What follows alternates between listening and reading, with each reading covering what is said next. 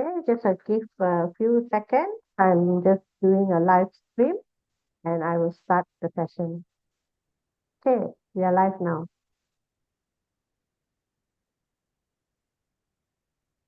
Okay, very good afternoon, good morning to everyone.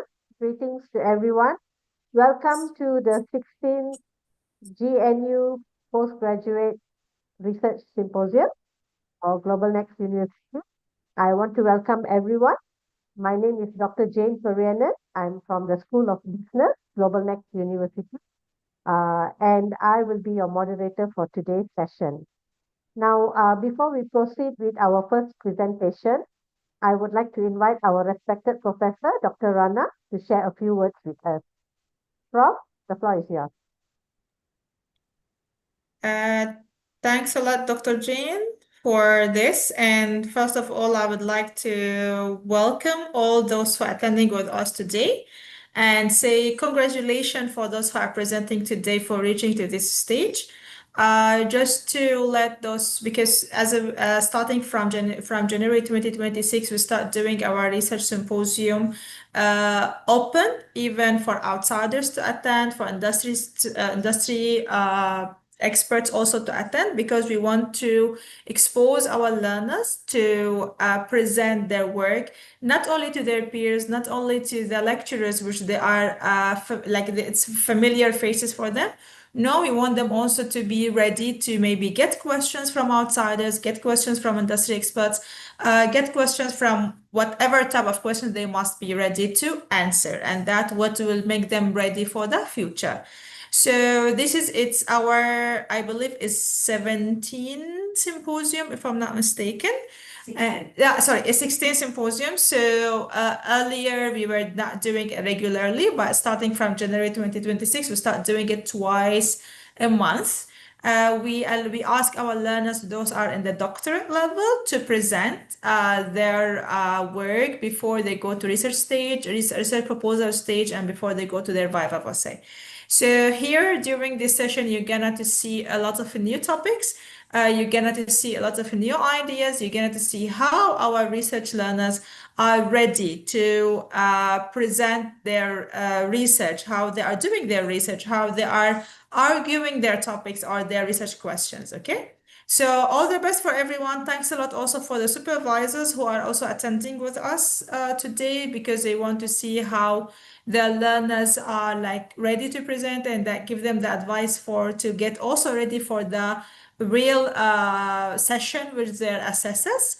So all the best, guys, and back to you, Dr. Jane. Okay, thank you very much, Dr. Rana, for that introduction. So I can see there's quite many of you who are actually attending, and please allow me to encourage you and also thank you for the attendance, so that you can give your supportive and any questions that or comments that you want to give to our doctoral candidates. So with that, today we have 5 doctoral candidates presenting their research proposal prior to their defense. So this is a session and an opportunity for them to receive constructive feedback. So I would really appreciate all of you to give a session. Now, before we start, I have a few housekeeping rules. So everyone kindly ensure your microphones are muted throughout the session. So each candidate can present very clearly. Now, to all the candidates over here, you have very strictly 15 minutes for the presentation. Please don't go overboard.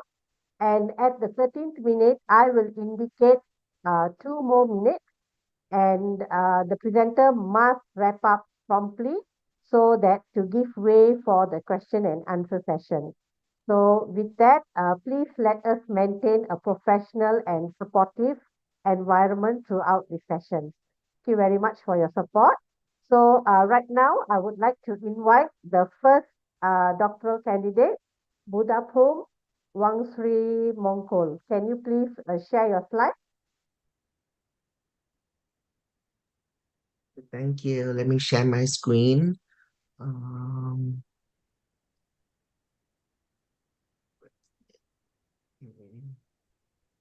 Okay, can you put in presentation mode? Yeah. Okay, great. Uh, everyone see my screen? Okay. Yes, we can see your screen. You can start now. Your 15 minutes start from now, 2:06. Okay. Thank you. Okay. So good afternoon, everyone. So my name is Buddhapu Mongkon, and I'm very delighted to be presenting my DBA research proposal titled Determinants of Treatment Plan Acceptance in Private Dental Clinics, the mediating role of perceived professionalism of provider in technology-enabled comprehensive first visits. So basically, what I would like to study is about how different factors influence to consumer decision behavior in healthcare settings, especially in private dental clinics. So to make it more clear for you all, I want to start with this scenario. Imagine yourself as a dentist. You give your patients a clear diagnosis.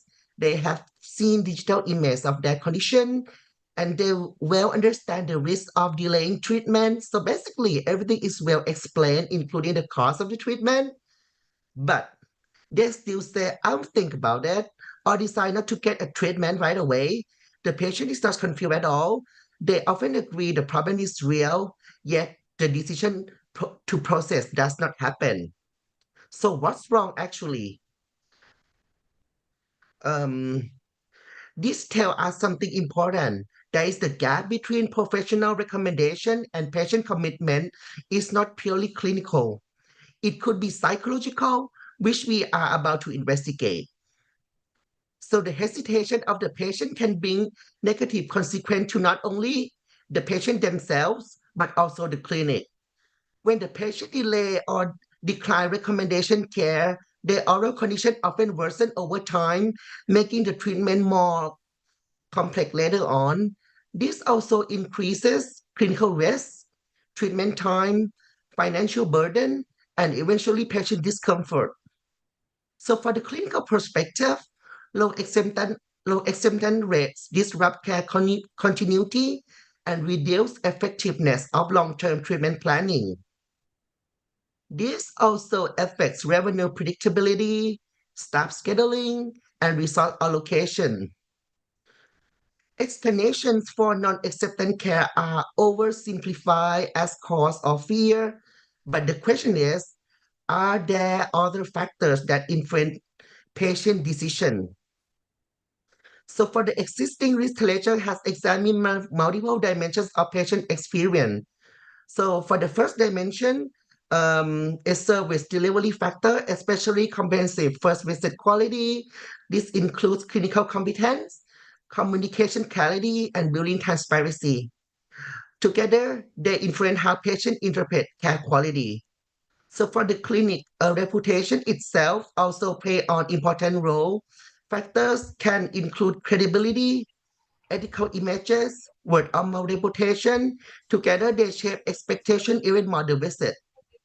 So for the patient involvement, including autonomy and shared decision making, reflect how patients are involved in the care process. Importantly, most study links these construct to outcome like trust, satisfaction, compliance, or behavioral intention. So most previous study use a similar structure. They treat service quality, reputation, or patient involvement as a starting factor. This factor influence mediators such as trust or satisfaction. Then trust or satisfaction predict intention or compliance. You see, like this model is very helpful. It's quite a linear. It does not fully explain how patients judge the dentist's professional credibility, especially when they face uncertainty, cost concerns, or health risks.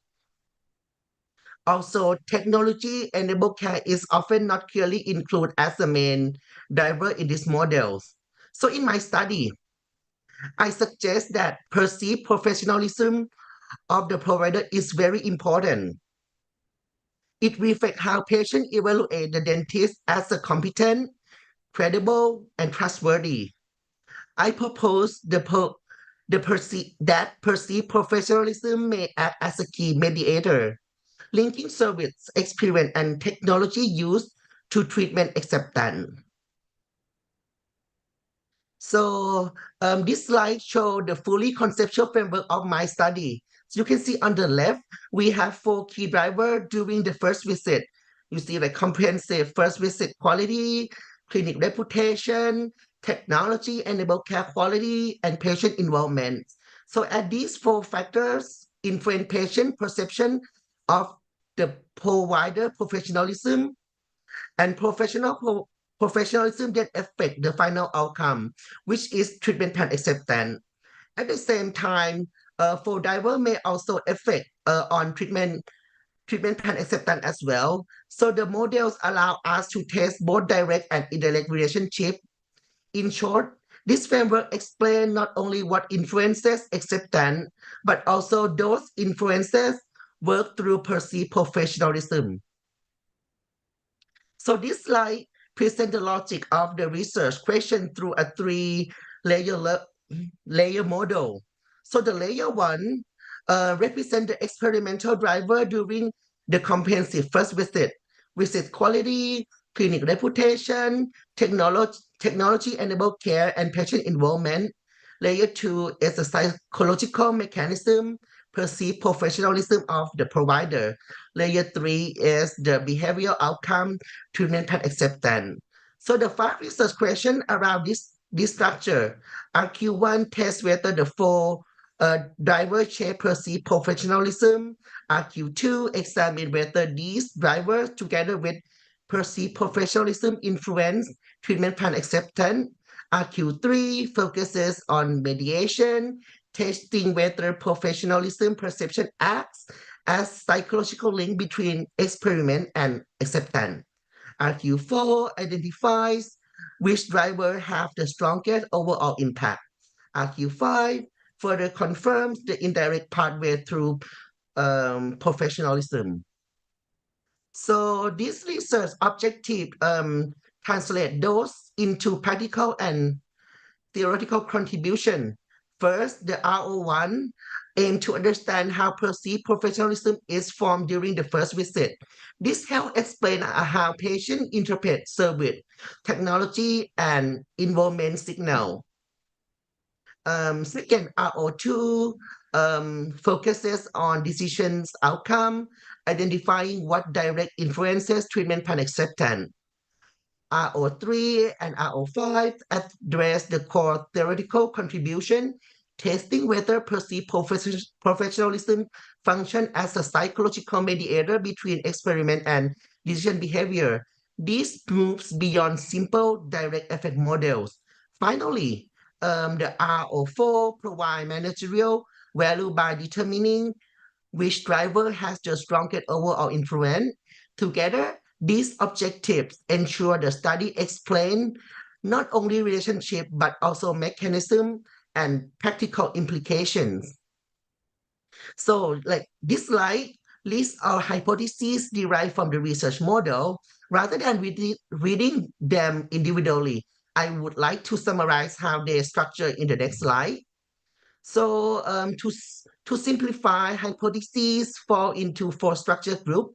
So first, the hypothesis testing how 4 experimental driver influence perceived professionalism. Second, hypothesis examining their direct influence on treatment plan acceptance. And third, the key relationship where perceived professionalism influence acceptance. And the fourth, the mediation hypothesis testing whether professionalism perception acts as the pathway linking experience to commitment. So this structure ensures that both direct and indirect mechanisms are tested within an integrated psychological decision model. This study uses a quantitative cross-sectional design. So first, like the data will be collected through a bilingual questionnaire from 200 adult patients and at private dental clinic in Khon Kaen, Thailand. All participants must have completed a comprehensive first visit and to be the decision maker for their treatment. We focus on the first visit because this is the key decision point where patients decide whether to proceed it or not.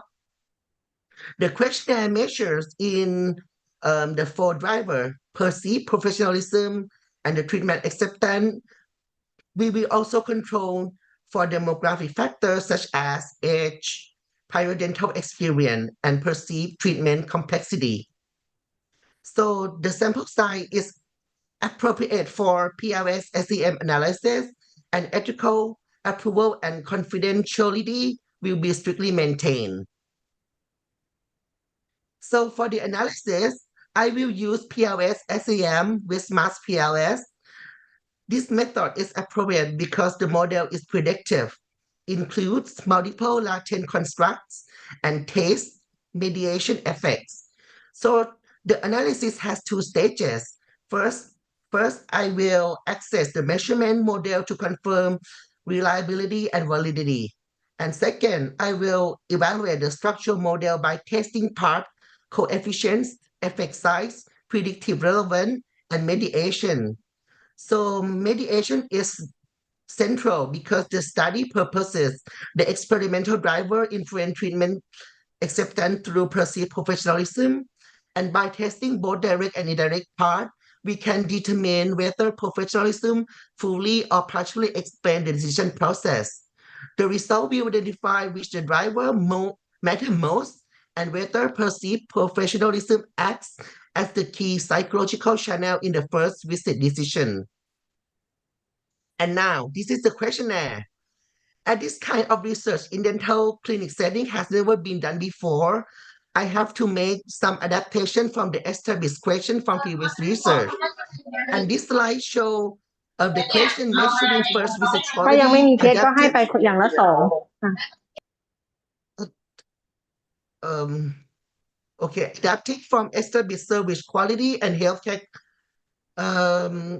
communication scale.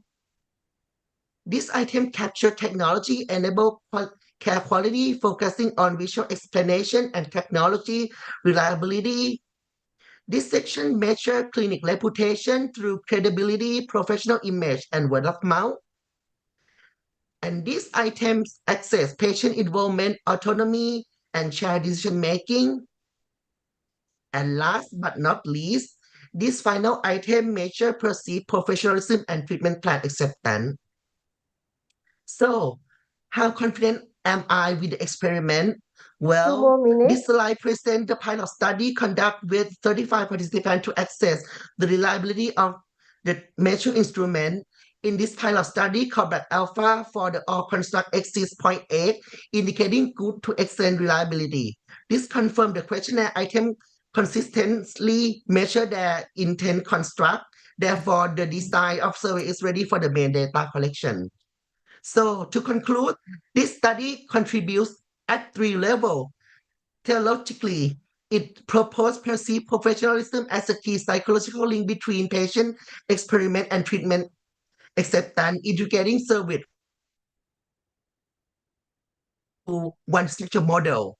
Practically, it helped clinic redesign the first visit ethically by strengthening communication, transparency, and technology as evidence, not persuasion. Methodologically, it developed a validated instrument for dental first visit and applied PRS SEM to test complete mediation effect. So in short, when patients feel confident in the provider professionalism, they are more willing to commit.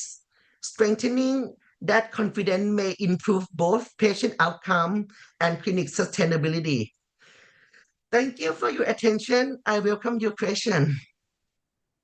Okay, Budapom, thank you very much for completing the session on time, 1 minute earlier. So with that, I would like to open the floor for any comments, any valuable questions for Budapom to be prepared for his defense. You can switch on your mic and you can ask your question. Thank you.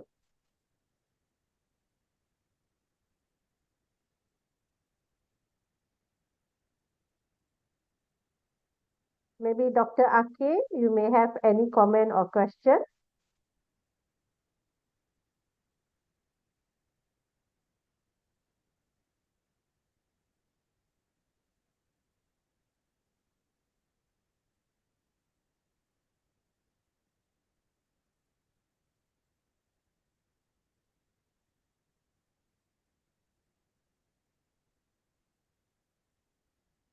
No question at all. Everything is good. I really appreciate if there's no question, actually.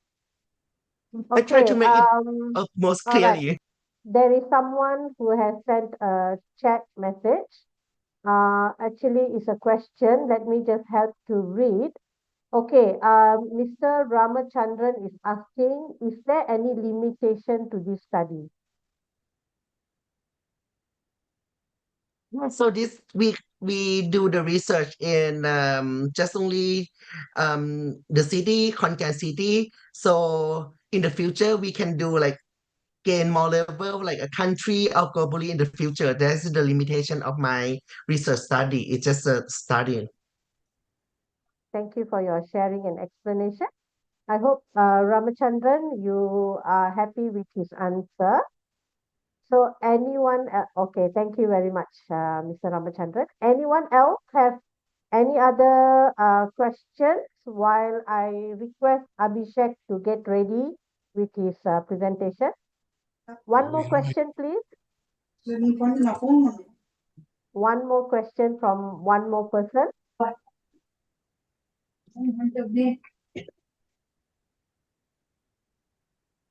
No question? All good? Oh, Balaji, you have a question?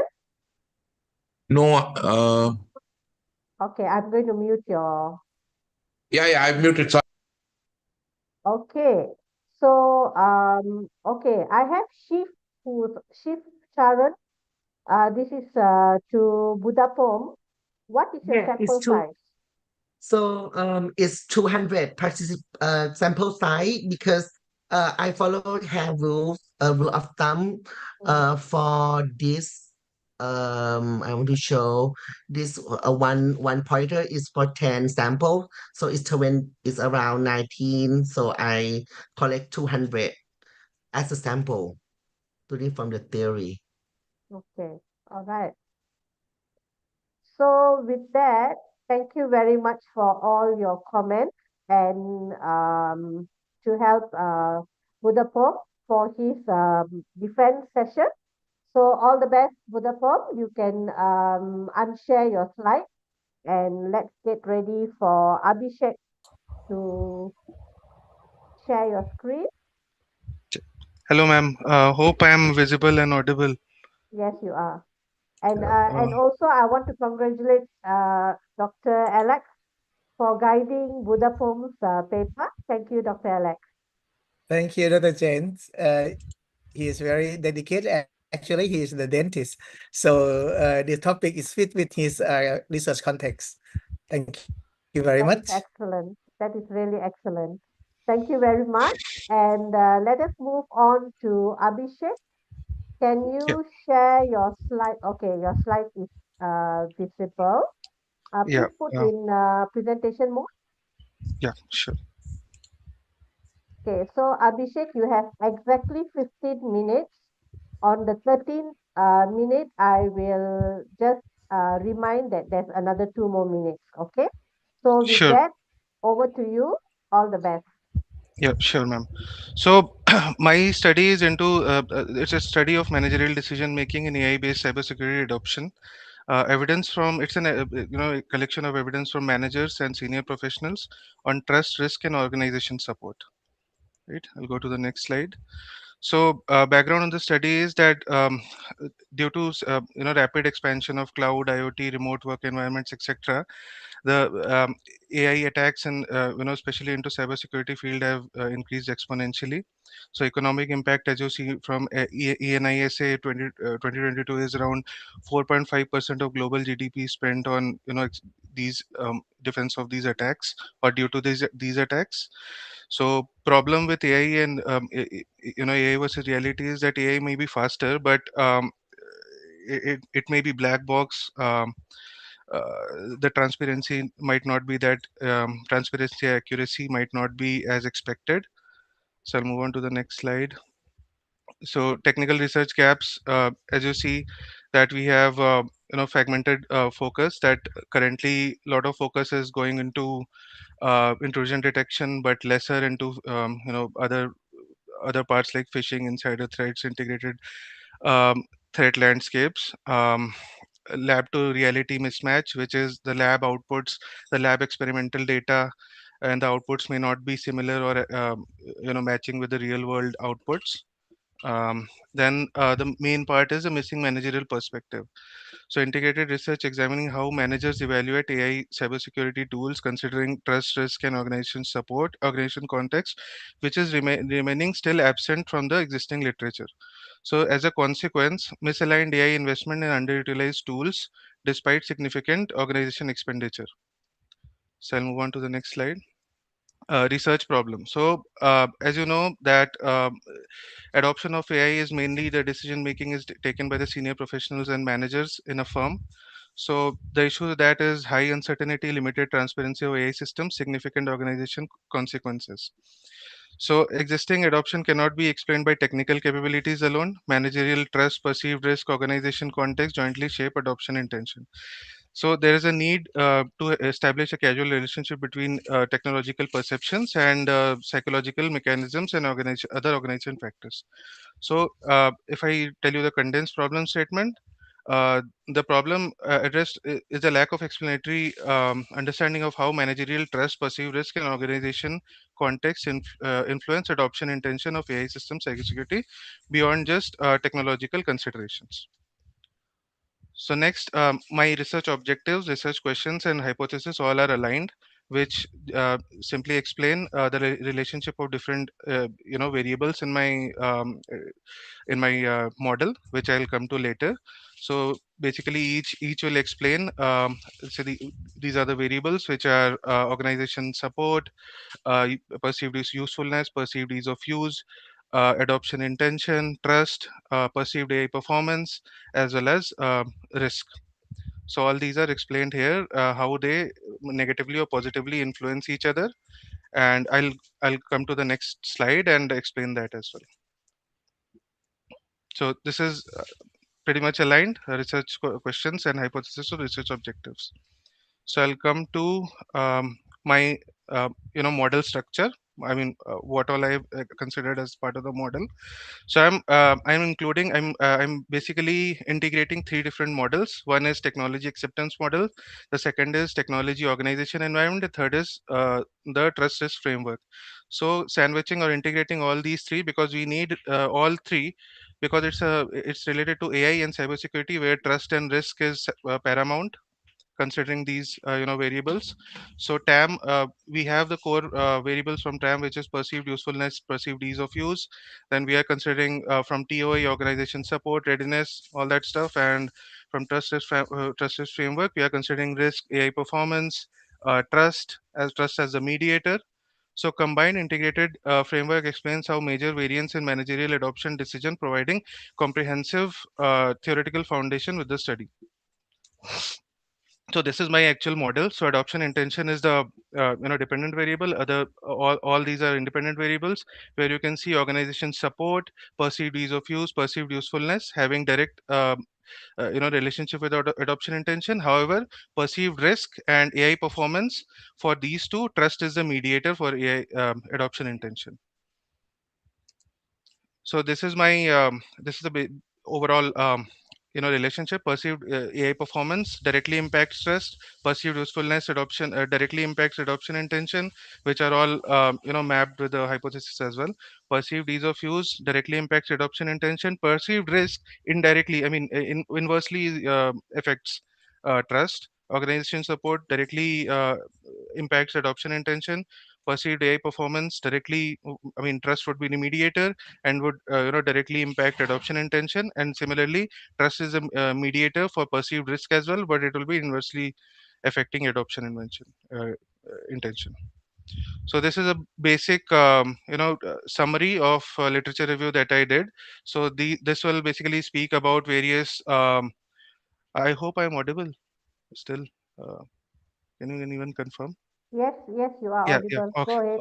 Oh, yeah. Yes, Abhishek, we can hear you. Yeah, okay, thank you. Next would be so this is just a summary of the literature review, what we have captured and how much that will be affecting my study and how that justifies my proposal model. So these studies would as you see what I explained before, that what variables from which which model we are using. So from TAM, as you can see, perceived usefulness, perceived ease of use, then we have the AI performance part, we have the trust risk part, then we have the organization support part. So next study, our research methodology, I'm going to discuss from here on. So I would be using quantitative cross-sectional explanatory research design, wherein uh, we would be using a survey-based structured questionnaire using Likert scale. I'll go down to the next part. So for sample size decision making, we have referred Kreis and Morgan table 1970, but we have actually followed global goodness of fit indices, in which we have 7 latent constructs, 4 indicators per construct. So 4 indicators is nothing but the parameters per variable. So 7 latent constructs is actually the variables that we have, and 4 indicators are the 4 questions per variable. So as per this design, we will have around 280 to 320 usable responses that we need as part of our usable sample size. Next is respondent profile. So as you can see, respondent profile would be IT managers, cybersecurity, information security managers, risk and compliance managers, digital transformation managers, senior technical professional, and with decision inputs. So inclusion criteria would be anybody who is in the decision, at the leadership level, who will be taking decisions. And as I said, sampling method that I will be using is purposive sampling supplemented with snowball sampling. So we will start with purposive sampling, since all these are we need expert opinion for those. So we'll be starting with purposive sampling supplemented with snowball sampling, which would be administered using different online methods like LinkedIn, email, etc., Google Forms. So in that way. So as you can see in this slide, we have 28 total parameters across 7 constructs. So these on the left hand side are our variables, and per variable we have these 4444. So we actually need minimum 3, but just for safety purpose, if any one of them renders useless in the next phase, so we are taking some extra. So as per that, we have around 28 latent constructs, as I earlier uh, mentioned, and our target is Cronbach's alpha 0.8, which is minimum 80% efficiency in our results. So our population size we have considered, which is actually a subset of the total, because these are just the managers and senior professionals who are working in cybersecurity and AI platform. So which is coming around as 80,000 to 120,000 professionals, and our target geographical location is Bangalore. So our, as per our 7 latent construct, as I already mentioned, 280 to 320 usable responses that we are considering. So data collection will be done using online structured questionnaire, using professional networks like LinkedIn, LinkedIn outreach, Google Forms, and emails. So this is the overall flow that I'll be using. So as using purposive and snowball sampling, using a structured questionnaire, we would be collecting the data, then exploratory initial preliminary analysis, where around 30 responses initially we would be analyzing using IBM SPSS tool, whereas Cronbach, as I mentioned earlier, Cronbach's alpha we would be considering 0.8, which is around 80% efficiency. Next, we would be CFA, confirmatory factor analysis, we would be doing as part of using AMOS tool. And similarly, SEM also using AMOS tool to determine various mediations, covariance based multivariate analysis. All of that stuff, good stuff, will be done using AMOS for the SEM path analysis. So next is my research limitations. So my research is cross sectional, which is in a certain point in time. So for future research, we can consider.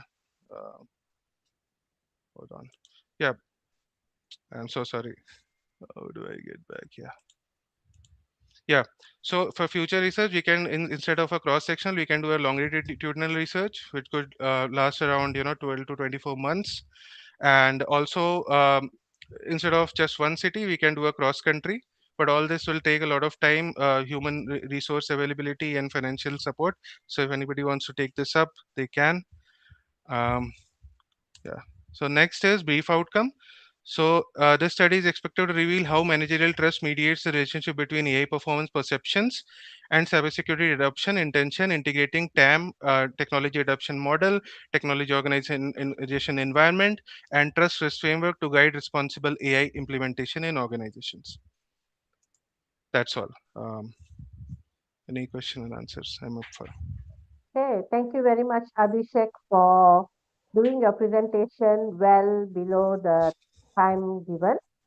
So Thank you. right now, I would like to open the floor for any question and any comments that you would like to contribute to Abhishek. You can switch on your mic or you can even type in the chat box.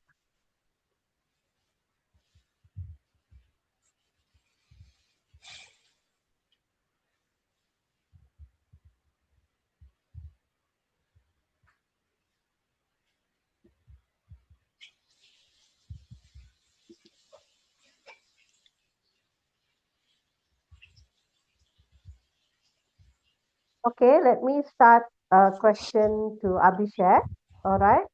So, Abhishek, would you kindly share what is the potential contribution to business and academic in for your research paper? Yes, ma'am. So basically, organizations as of now, as you know that cybersecurity attacks threats are becoming more and more sophisticated as of now. So legacy detective approaches, those are not really working as expected, right? And also zero-day attacks. If you have ever heard of that, so zero-day attacks means that we don't have any knowledge of those attacks before. So those kind of attacks, AI implementation is extremely important, wherein um, uh, uh, wherein proactive detection is very important for to avoid financial losses for the organizations. Now, the organizations are either unsure of whether they should adopt AI into cybersecurity or not. That is number one. Number two is if they want to adapt, they are not sure based on what criteria they should adopt.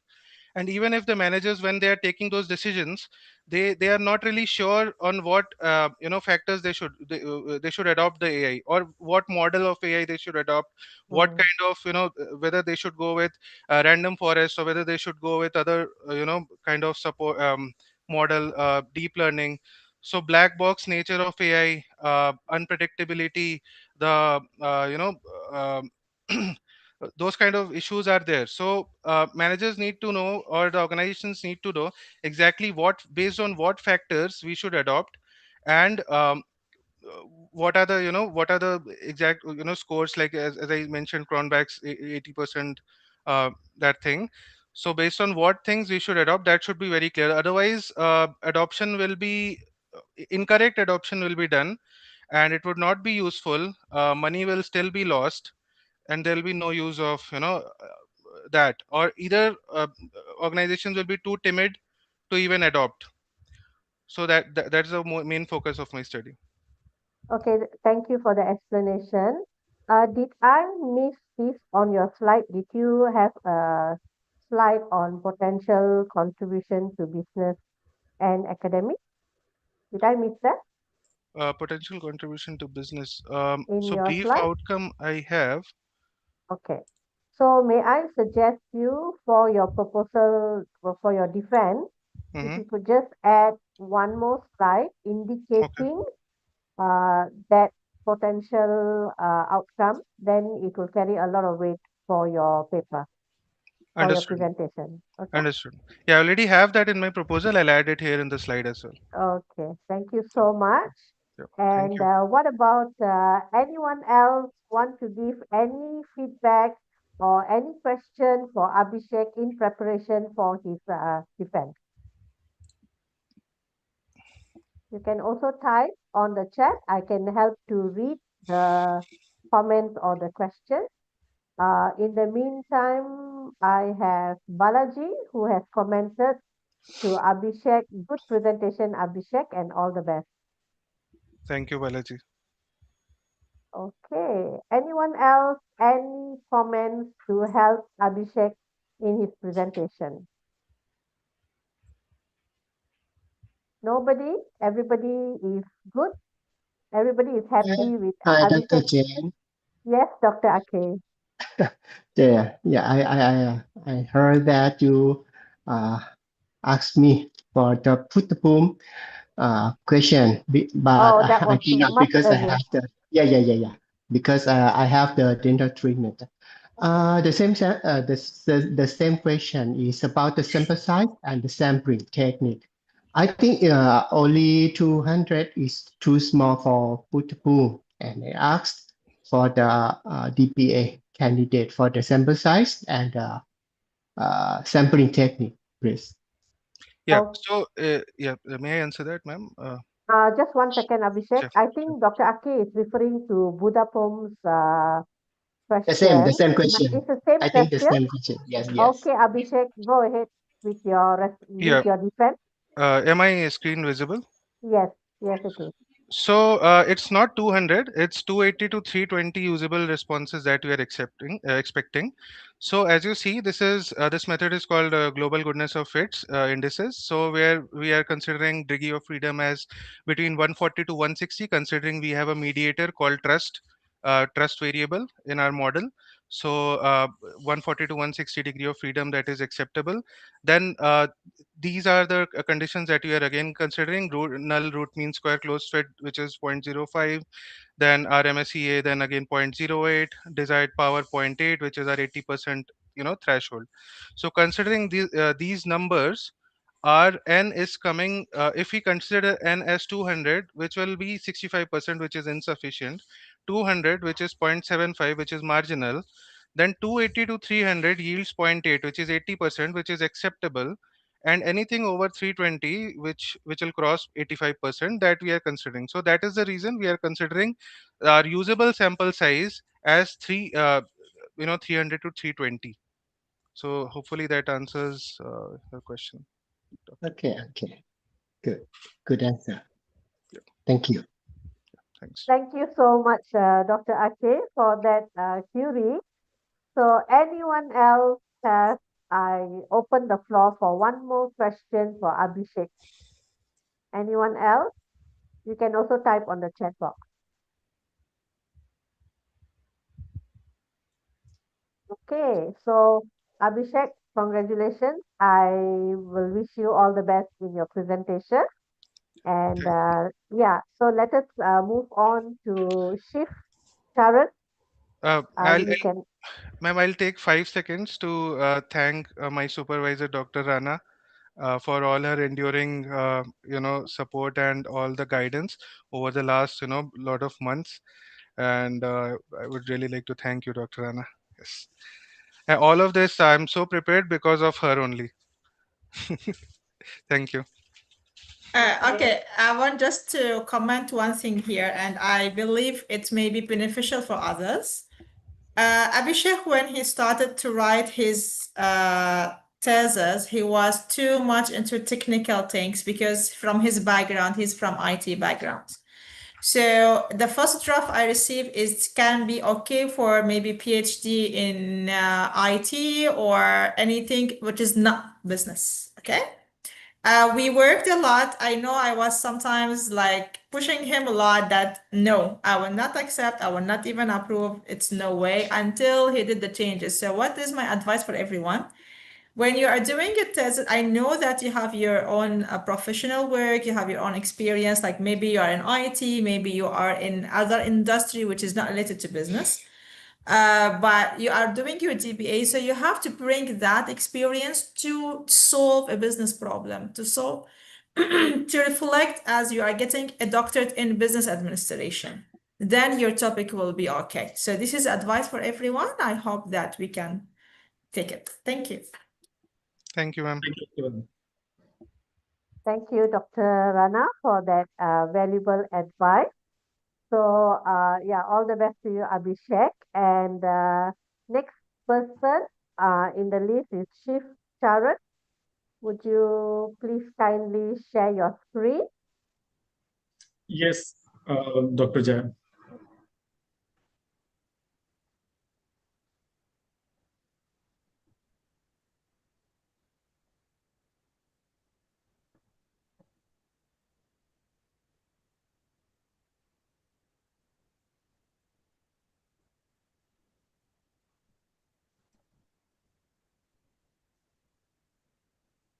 Okay. So, Shiv, you have exactly 15 minutes from now to do your presentation. I wish you all the best. Thank you. Thank you, Dr. Jaya. My name is Shiv Charan Panjeta, and my topic of research is impact of AI, artificial intelligence, on software industry and IT services businesses in India.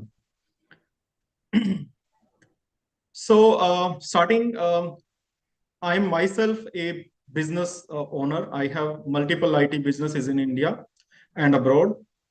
And what we are witnessing from the emergence of AI recently, there has been a unprecedented transformation happening. We keep hearing from last at least 2 years that IT services, especially the software, the coding, the customer support, these all are basically going to refine and change, and efficiency gonna improve. So AI adaptation is increasing, accelerating. It's reshaping. It's all. Excuse me. Are you able to see my slides? Yes, please proceed. Okay. But the one I'm seeing is not mine actually. It's Abhishek Bhattacharya.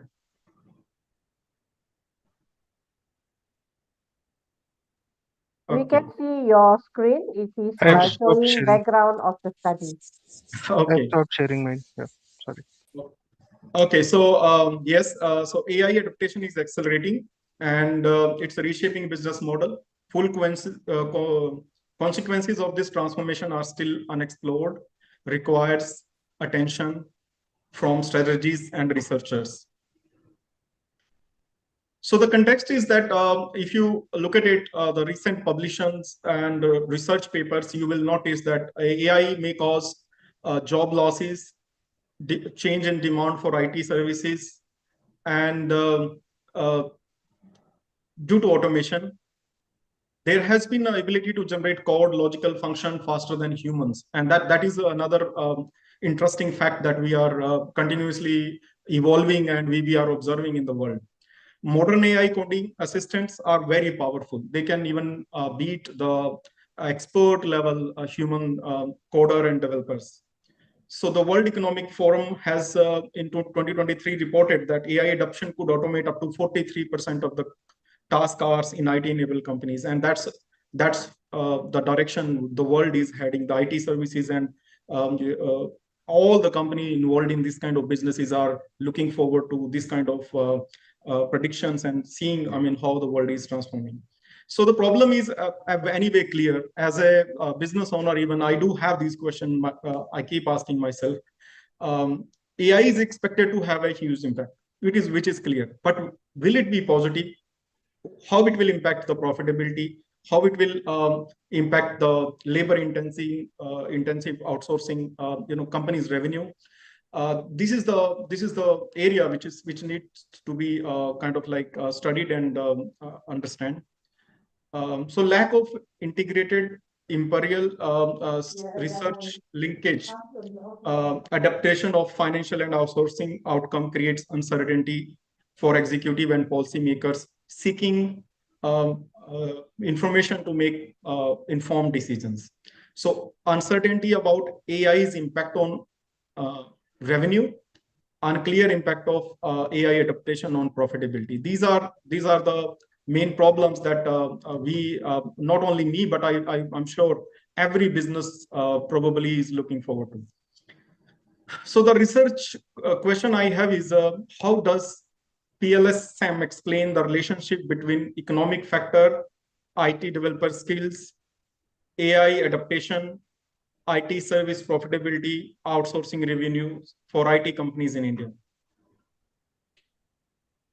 And the objectives mapped are to study how economic factor influence AI adaptation, to study the influence of IT developer skills on AI adaptation, to study AI adaptation influences IT profitability, AI adaptation influences outsource revenue, and finally, how IT service profitability influences the outsource revenue.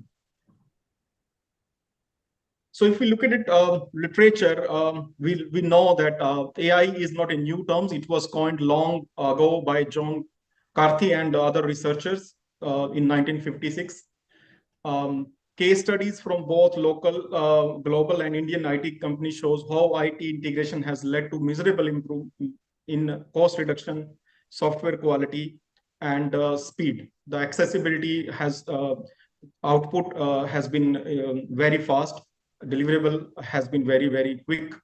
So AI support predictive analysis, recommending optimal refactoring strategies, identify code components which are likely to fail. So AI is able to do complex things which are intensive and which were prone to errors by humans. So it is overshading all those areas and improving the overall quality. AI can suggest context-aware, assist in factoring, reduce repetitive tasks. AI will soon outperform tasks assigned to engineer a few years of experience. And these are based on the various papers, various research which has been published already. So just brief history. I mean, this is the slide which shows like how AI as a term started and where we are today. If you look at it, today's time we have outgrown from a large language model which could only do something with languages to agentic AI, which could do a lot of automation itself. And probably looking forward to multi-agent era, which is currently the trend. Research gap. So when we look at it, these research aspect, they mostly talk about its impact on actual technical aspect only. There's a limited integration with economic and human skill factors. No major study actually linking AI adaptation to the financial outcomes. Insufficient research in IT outsourcing context. So these are the gaps, and this is where I wish to fulfill the research gaps. My research hypotheses are H1 economic factor influence AI adaptation. So we know how AI economic factors will have an impact on adaptation, how developer skill will influence AI adaptation. And then we have how AI adoption will influence IT service profitability. AI adaptation will influence outsource revenue, and IT service profitability will influence outsource revenue. So with these 5 hypotheses, so in my research, we have 3 basic type of variable independent variables, which we consider economic factor and developer skills. Mediator variables are AI adaptation. And the dependent variables are IT service profit and as well as outsourcing revenue. The conceptual framework is here. We can see like economic factor and developer skills are how they are impacting the AI adaptation, and further AI adaptation is responsible for service profitability and outsource revenue. So the theoretical foundation that impacting this study is digital transformation theory, the innovation dependent hypothesis, organizational learning theory. Research methodology. This research will be mainly quantitative research designed with the convenience sampling, cross-sectional survey design, structured questionnaire, and mainly software and IT forms as a unit of analysis. Scope of the study, this study only focuses on software IT services business. Geographical setting is limited to India only. Sample selection and data collection. So the target population involves programmers, project managers, business owners, decision makers from outsourcing and IT services company.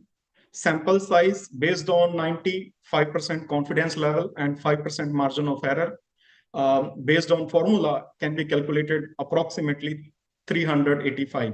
So that's my target. That's what I want to achieve. And I would be using all sources, including professional networks, including LinkedIn and direct personal contacts for achieving this data, collecting this data.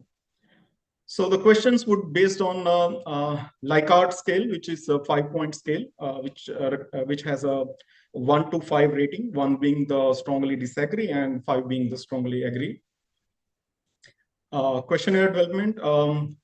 So we will have based on our variables, we will have questions, approximately 5 questions in each variable category, which how, for example, economic factors, how AI adoption would change.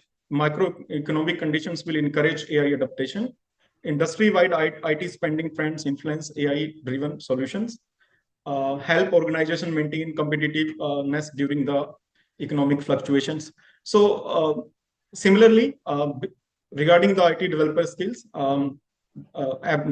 considering this is the AI era, so most developers have to either learn themselves or they need to be trained from industry to be able to work in this AI era. So we, based on these skills, hiring trends will change, adaptation will change, and these will further speed up the AI adaptation. And based on AI adaptation, we will have questions which we will like to know from industry. I mean, at what stage they are they how frequently they are using AI, are they using it or not, on which kind of work they are doing with it. Profitability, yes, this is a crucial dependent data that we need to collect. How industry, how companies are seeing, I mean, impact on their profit based on uses of AI in their organization. So outsource revenue, yes. Similarly, we will, based on this data, we will also be able to get a lot of information about their revenue changes based on AI adaptation.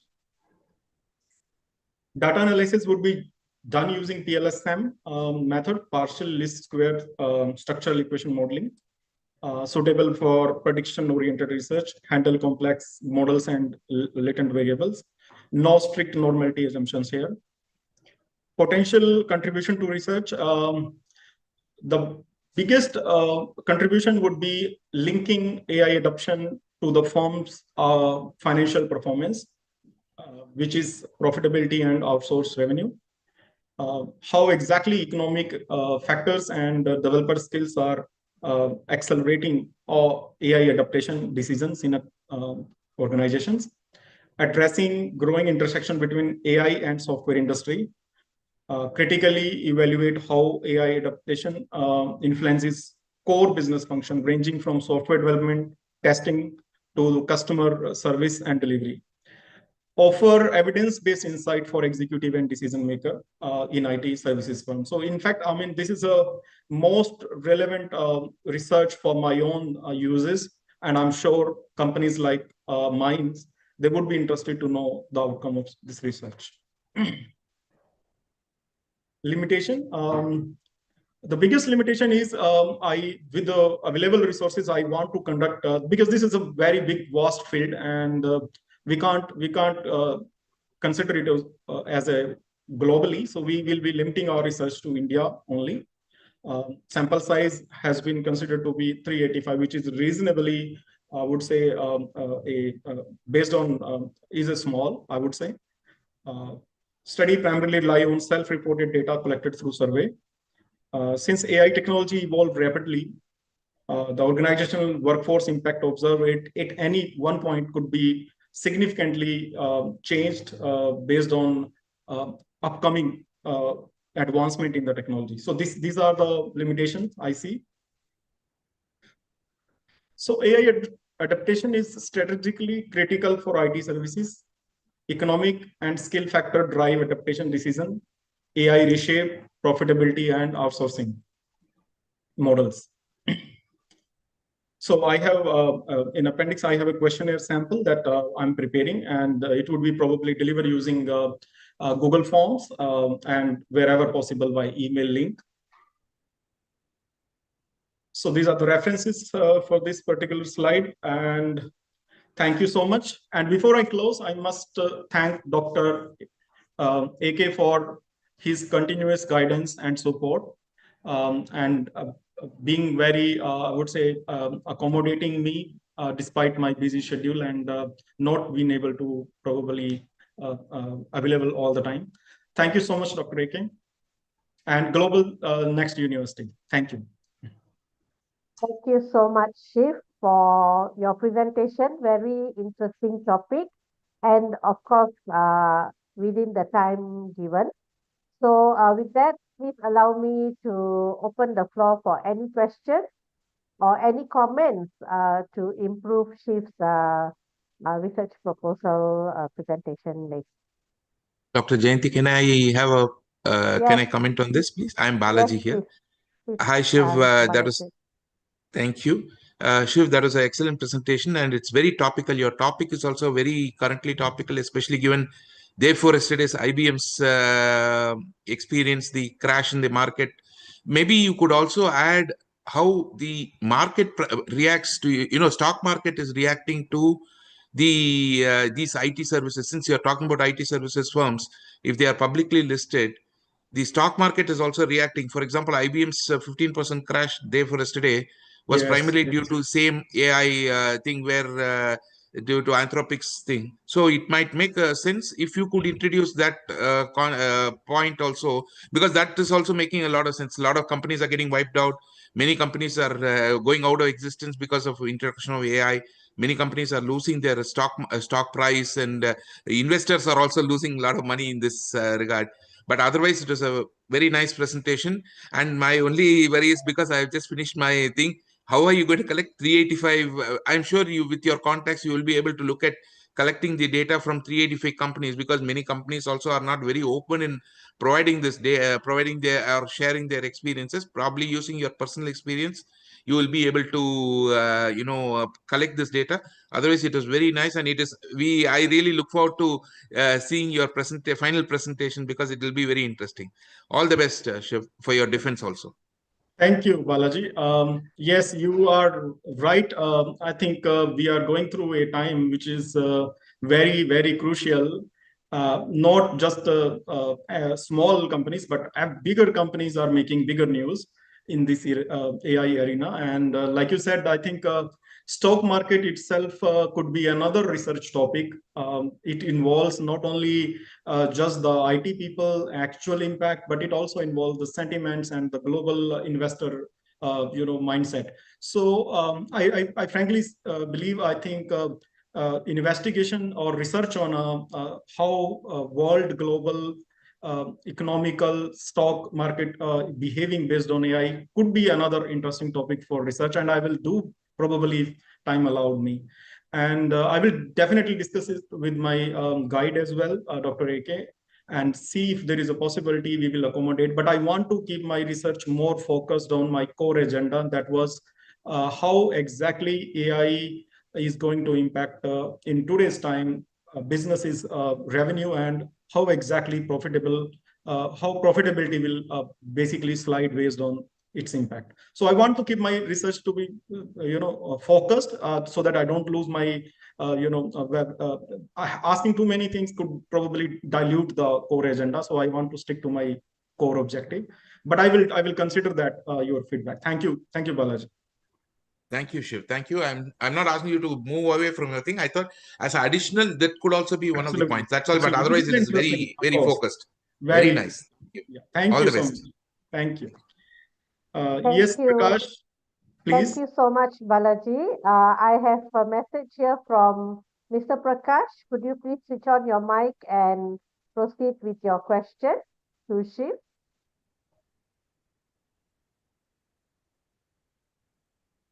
Hello, can you hear me? Yes, yes, Mr. Prakash, go ahead. Shiv, your presentation and topic. I'm also following. Prakash, we are losing your audio. Can you be a bit louder, please? Can you hear me now? Yes, yes. yes. I'm also following a great presentation, and I'm also following food research in the Indian IT industry. And my question is, Shiv, the time frame, like when I started, it's moving so fast, the AI related risk and AI related mitigation. So how will the timeline on the development of AI, as in one slide is presented, how can we mitigate this as researchers and to present something useful for the times ahead? This is my question to you. It will help me as well, your answer.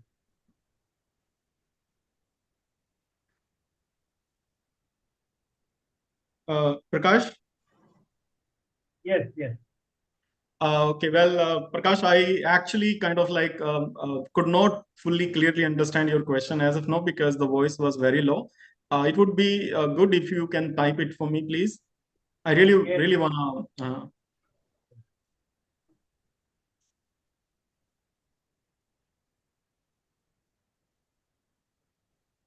Yes, Prakash, if you could, like what Shiv said, if you could just kindly type on the chat, then I can help to read out the question so that Shiv can respond or give any comments with that. I'm not sure whether Prakash is with us because I think we like sort of okay, yes. Okay, Prakash, I will help to read the question to Shiv. How to mitigate timeline for future as AI disruption is changing rapidly? Well, Prakash, this is a billion-dollar question. Frankly, every company wants to know that. Mitigating is a kind of like everybody wants a very, very sophisticated, very straightforward answer, or you can say like an action plan for this. Being myself a businessman, this is what I think every day, and this is what stresses me as well. AI disruption is actually happening very rapidly, and we can't actually draw a line or clearly define, I mean, which direction it would head. But if you ask me honestly, uh, being a service provider from last 15 years as a business, what I have learned is the impact on Indian IT industry will be slightly still slower. It will, we still have a few years. It's not as rapid as fast as we see and hear in the news. So again, I mean, I'm sorry if this is going little beyond the exact research topic, but probably I think there is a lot which we can't capture in today's time in the research context. But as far as service industry is concerned, IT services industry is concerned, it will still be able to cope up at least for next 5 to 6 years very easily. There will be challenges though. We have I don't see it as a totally disruptive or kind of like destroying attempt by AI. It is more like we have to rapidly adapt and learn and kind of like migrate to a new kind of services now. So that's the exactly we are working on, our teams are working on, our marketing teams are working on. We are trying to analyze and see what we can do better, how we can diversify, what are the most volatile services which are going to impact straightforward. Like anybody can impact. AI is impacting content writing. AI is impacting immediately impacting, I would say, graphics industry, and it will probably is behind the coding. But I still see there is a gap. It won't be as quick as other people are predicting. So of course, market sentiments could be very, very sharp. Those decisions are driven by emotions and sentiments. But when you look at it, the practical, I think the world wouldn't change in a day. It will probably take few years, and I'm on it. So I hope I answered your question as far as timeline. No, not exactly. Sorry, for want of time, I'm concluding. But my question was, I'm also behind you on the same research in the IT sector, similar. My question was in the context of a researcher. How can we predict something or give something for the future, at least the immediate future? I was not touching the business aspect, which is highly evolving. We don't want to touch there. But how the researchers can. So you can answer me later in person, maybe. For Of Yes. course, of course. I Yes. would glad to. I will Yes, glad to. Chief, because we have two more candidates, I Yes. want to give time for them. Maybe you can do offline, but it's a very good question, Prakash, that you have highlighted.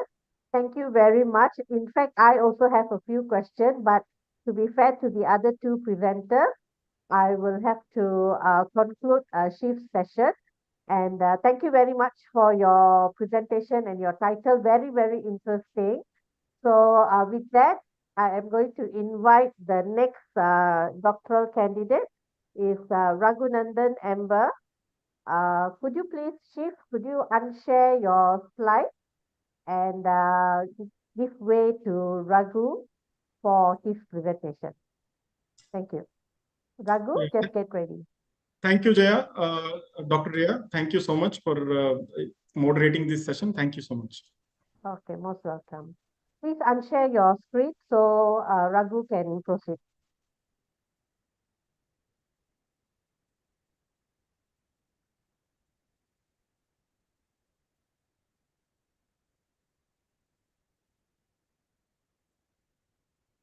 Your screen is still not removed from the share. Can you please?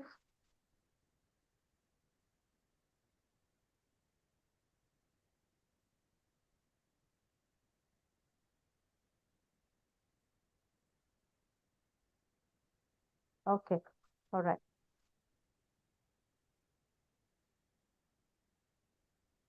Hey Raghu, can you put this on presentation mode?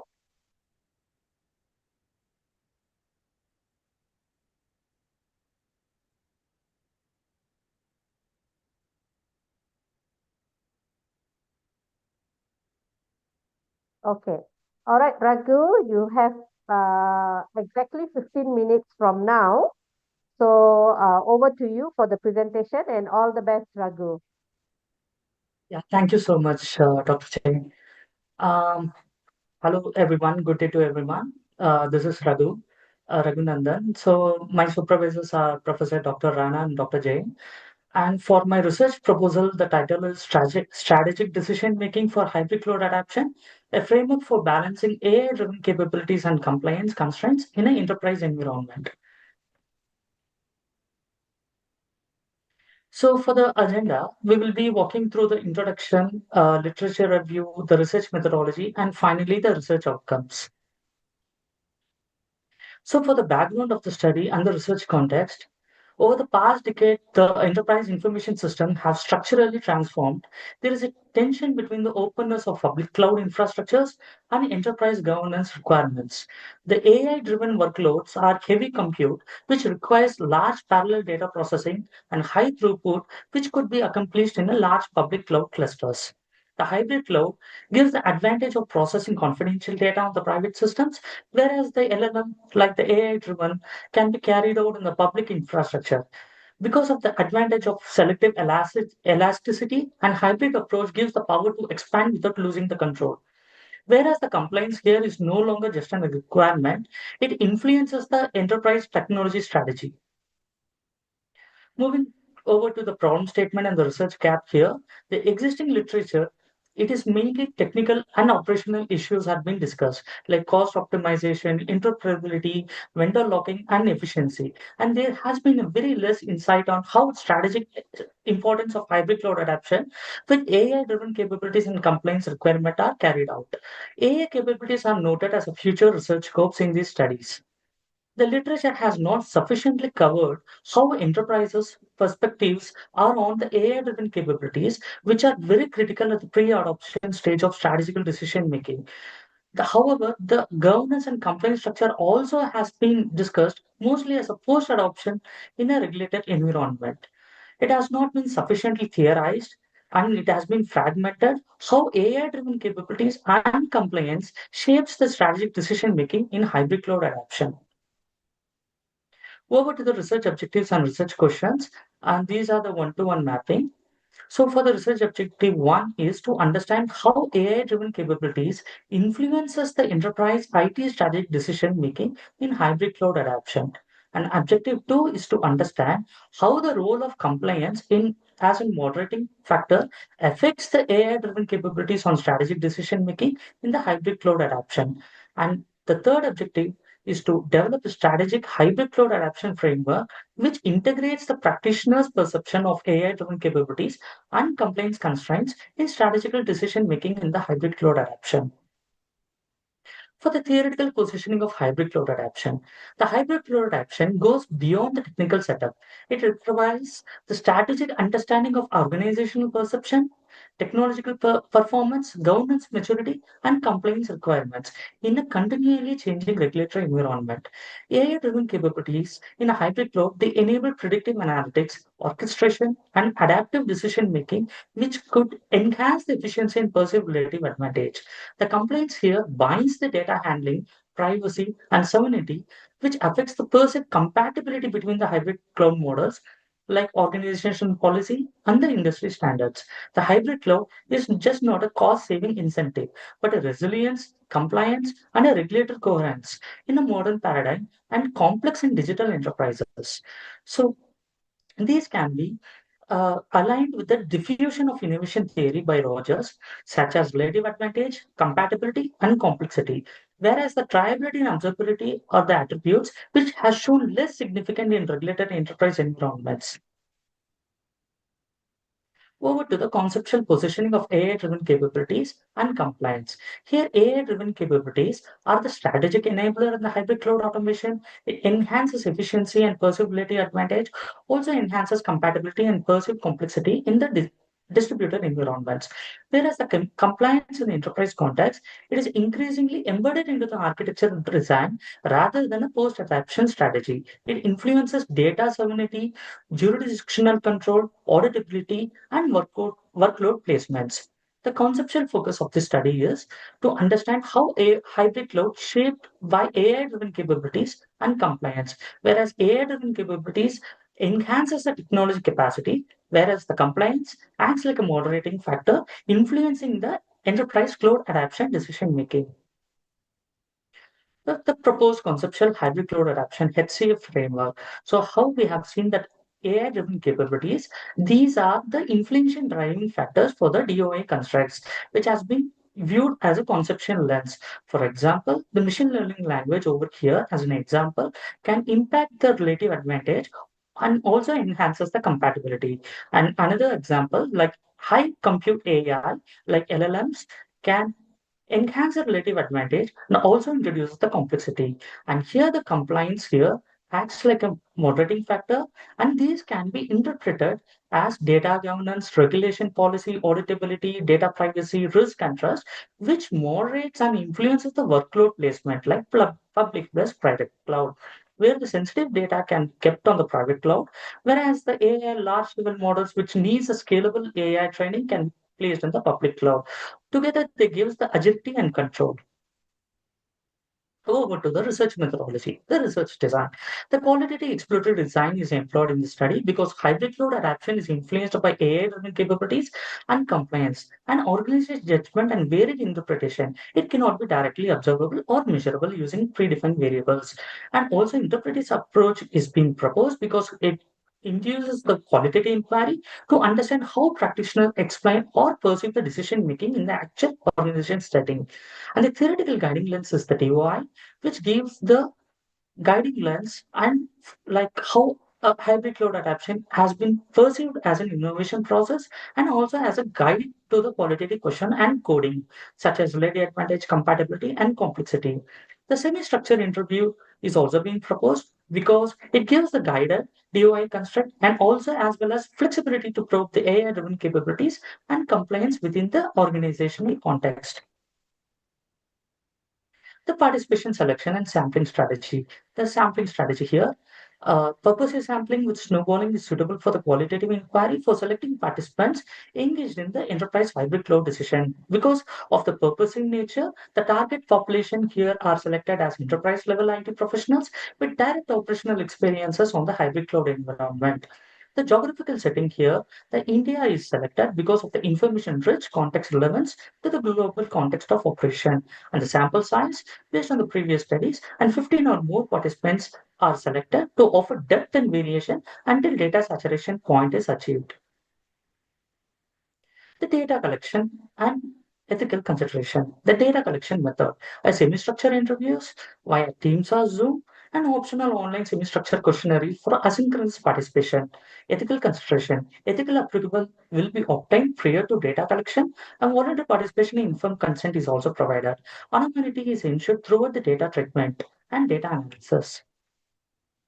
The data analysis plan. So Brown and Clark quality set 6 stages reflects a thematic analysis is proposed for this study, starting from the stage 1 familiarization with the data, initial coding, theme construction, theme review, theme definition naming, and finally to the interpretation and reporting. The hybrid detective indexing coding aligned to the DI constructs like relative advantage, compatibility, and complexity is used in the data analysis plan. The software tools will be used like NVO or Orange for the systematic interpretation. For the academic contribution, it is technological adaptation. It contributes to the technological adaptation in enterprise hybrid cloud, where technology performance, organization, governments, and compliance they interact. And perception of relative advantage, compatibility, and complexity, they influence the decision making, which aligns with the innovation, diffusion, automation, and accountability, where they coexist.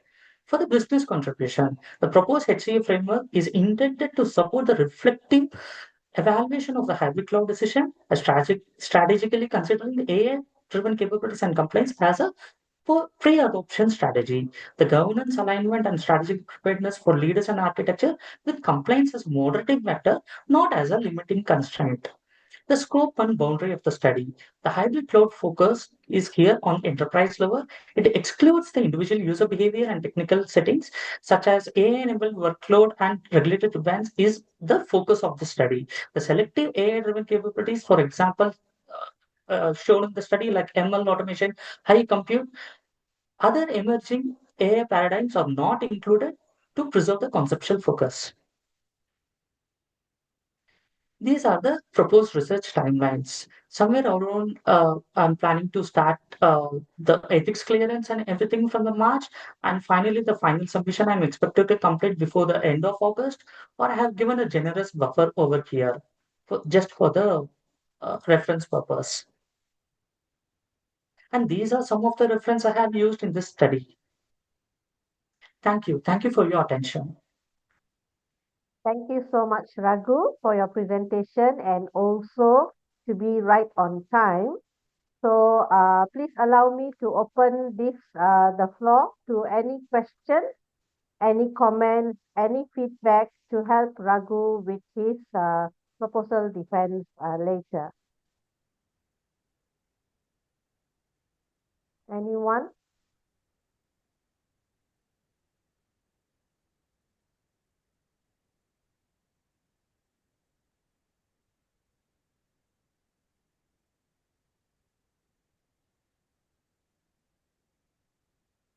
Hi, Dr. Jain. Can I ask the question? Yes, certainly. Please go ahead. Yeah.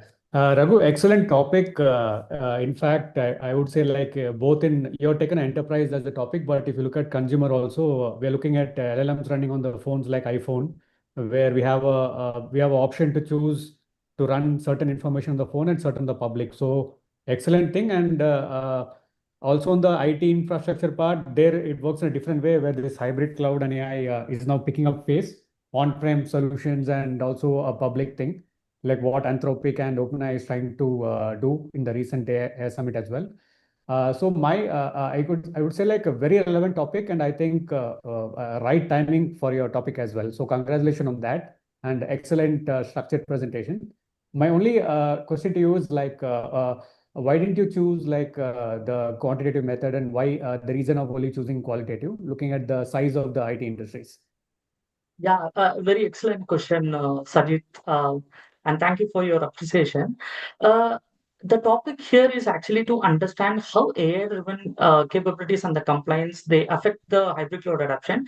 At this very stage of the, I could say the study phase, this is not yet being theorized. Also, the research gaps which I have found is this has been fragmented over different studies, and both has not been taken into consideration. So here I am trying to understand the theoretical conceptual understanding, how they are impacting the hybrid cloud adoption. At this very stage, I think it is more important for me to understand the conceptual framework through, uh, from the interviews, from the perspective of the experts and the market leaders. So at this time, I don't think we have established framework to quantify it. Got it, got it. Thanks, Vibhu, for the answer, and all the best. Thank you. Thank you, Sajid, for that question. So is there any other question? You can also type on the chat box and I will help to read out the question.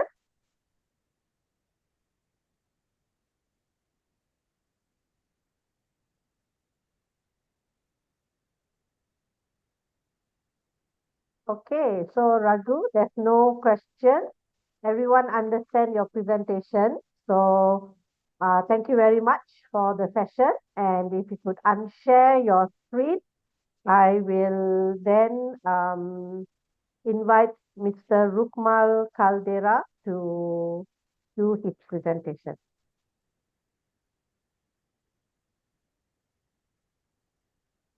One second, Dr. P.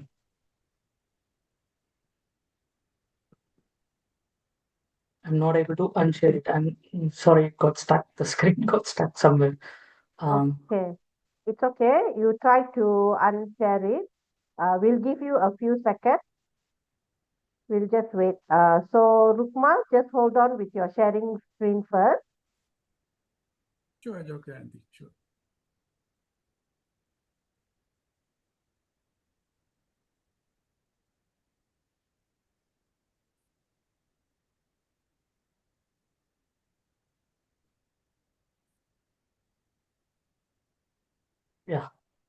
Yeah, thanks.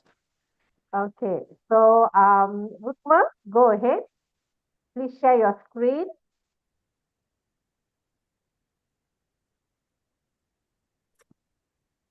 Is it visible, Yes. Yes, it is visible. Thank you very much. And so Rukmal, you have exactly 15 minutes starting from now. You can go ahead and do your presentation. I wish you all the best. Okay, thank you. Good morning, good afternoon, wherever you are. My name is Rukmal Caldera, and I'm here to present my DBA research proposal on the title of Operationalizing ESG for Digital Lending, Developing an Implementable Framework for Sri Lankan NBFIs. So basically, my research sits as an intersection of three things regarding sustainability, digital innovation, and financial inclusion.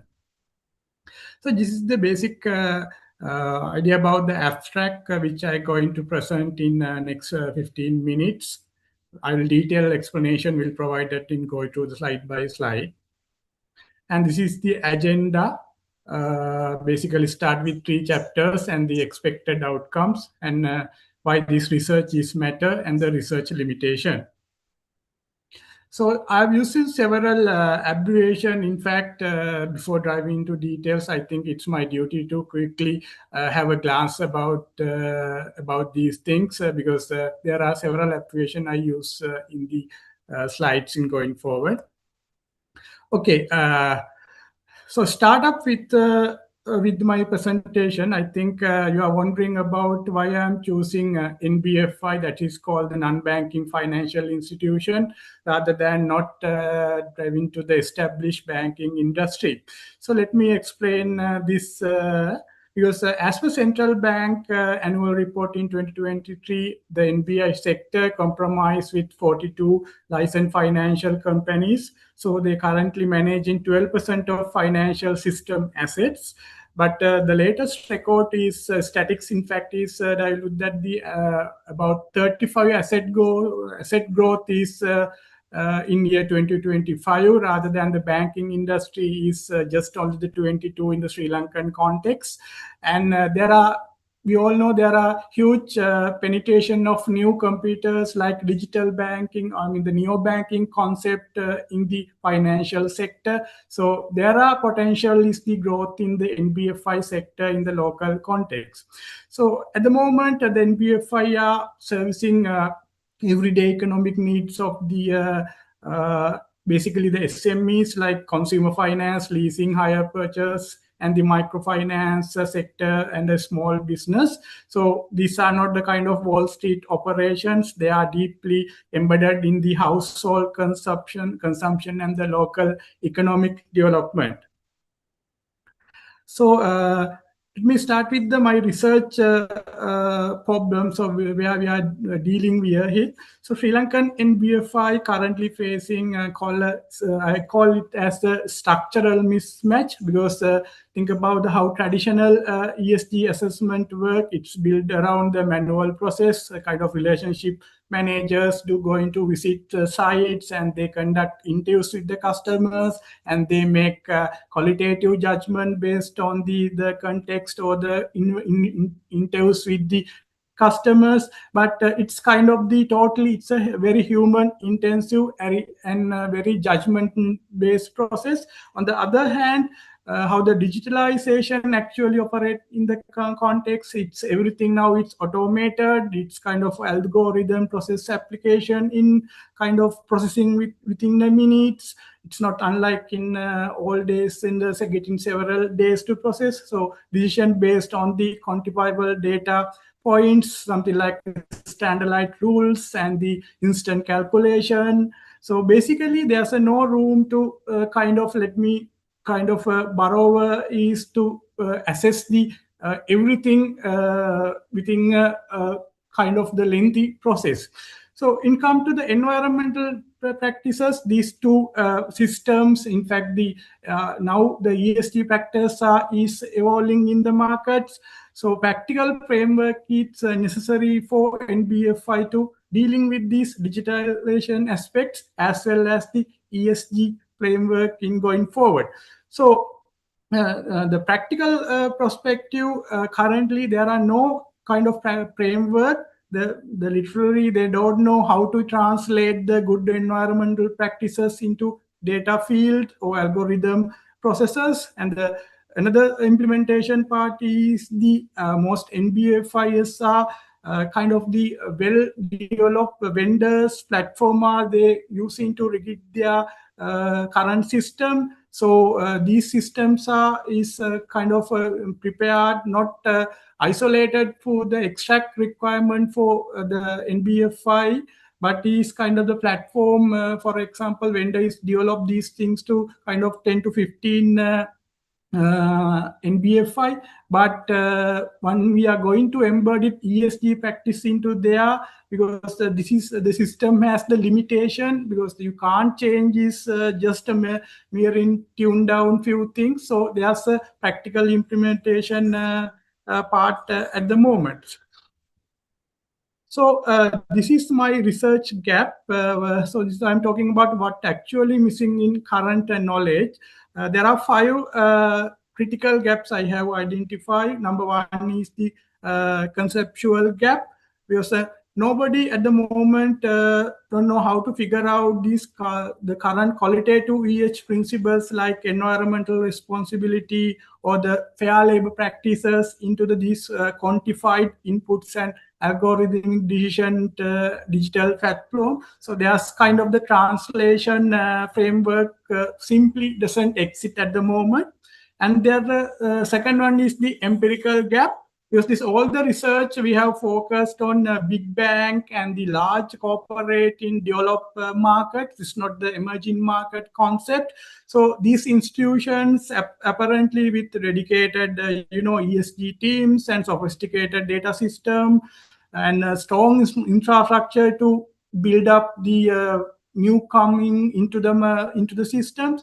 But about these NBFI kind of resource constraints there, and there's virtually no systemic evidence that the real world already exists there. The third one I'm discussing about this methodological gap or the challenges, because the traditional research approaches rely on large historical data sets. But when it's come to the real world example, like ESG digital integration barely exist at the moment. So you can't readily see these models or method to apply in here. The number 4 is the capacity mismatch. Like I said, current ESG standard in Sri Lankan context, kind of the SFLRS regulatory or international guidelines, because they assume you have kind of dedicated sustainability team or sophisticated IT system or substantial budget to embed these ESG factors into the system. But this lean kind of the small NBFIs, so they don't have these resources at the moment. So there are no practical kind of roadmaps or the institution operating model to moderate this IT capacity to this limited ESG expertise. The final part is the regulatory ambiguity, because from 2025 onwards, this SLFRS guideline S1, S2 is a disclosure requirements should have to implement in Sri Lankan context. And there are sustainability financial roadmap 2.0. This is central bank guidance. They have disclosed these should have to embed it into the current context, in the financial context. But the thing is, the banks get a clear banking act direction on how to embed this, but the MBFI has not kind of a general statement at the moment. There's no kind of the timing or method or what kind of thing 5 rights is to going forward. So these 5 gaps, I think, create the knowledge. This research is try to fill that. So that's make I think my study is necessary. So Rukmal, sorry, you only have another 6 minutes to do your presentation. You are still on chapter 1. Can you just continue and finish in 6 minutes? Thank you. Sure. Okay. Based on what we have covered, I have identified this is the kind of the implementation deadlock I'm talking about mainly, because on the left side you can see the how this traditional banking work out, and this is how the traditional digital lending platform is work out. And the thing is, from these things between these two, there's a NBFI kind of the structural mismatch currently we could identify.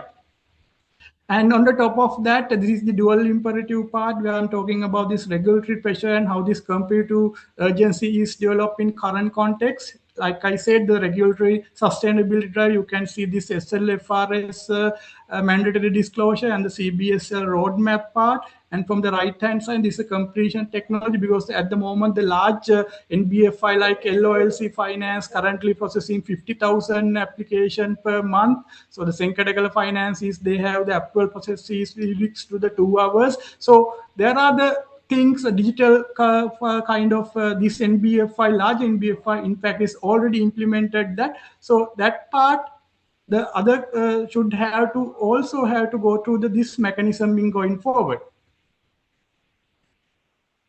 So based on that, this is my research objective and questioning. First research objective, I try to understand is the barriers. It's kind of what kind of barriers in going to implement this ESG to digital system. Is it the technological, organizational, regulatory, or data related something? And I try to answer research question 1. Come to research question 2, I want to specify what the ESG digital framework actually need to contain. And the third objective is to what is really important. So I need to assess where the expert agree or disagree in this implementation part. And altogether from the research objective 4, I'm trying to develop the implemental framework and the roadmap. So it's not just a theory, it's kind of the NBFI can actually implement in going forward. So this is my literature review. I basically deal with the three lenses in here. Started with institution theory. This is where I try to understand the concept of why I'm going to do that.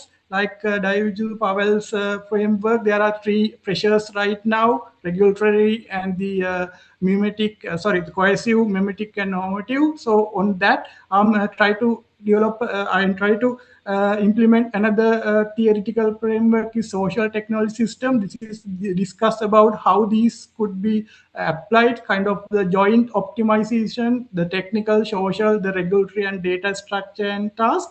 And this is the novel concept. I'm going to go the theoretical path, the algorithmic isomism. This is the concept I try to develop in going forward. This is the novel concept from the theoretical aspects. So I'm trying to understanding how this institution pressures interacted in platform architectures and credit algorithm when decisions made through from the software rather than the human.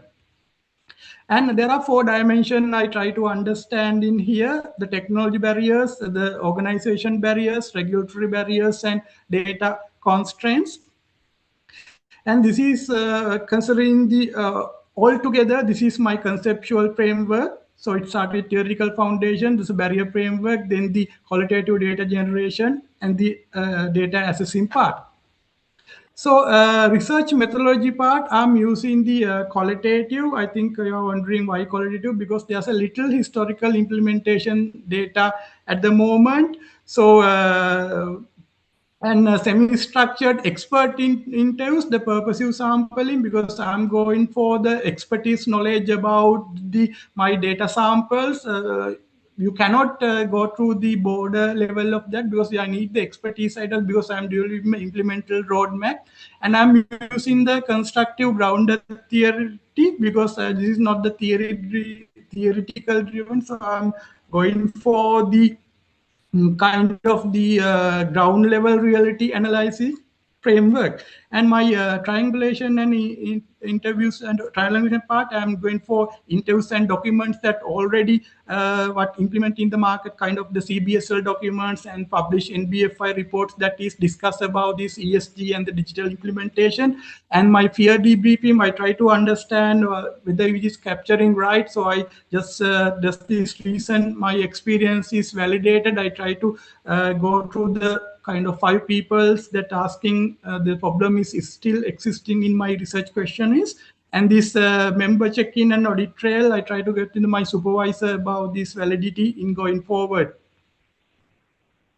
And my data collection strategy, basically, I'm going for sampling strategy. This is the purposive maximum variation, because I deliberately choosing participant in maximum diversity, kind of small NBFIs and mid-tier NBFI, because I need to understand all the perception about this industry.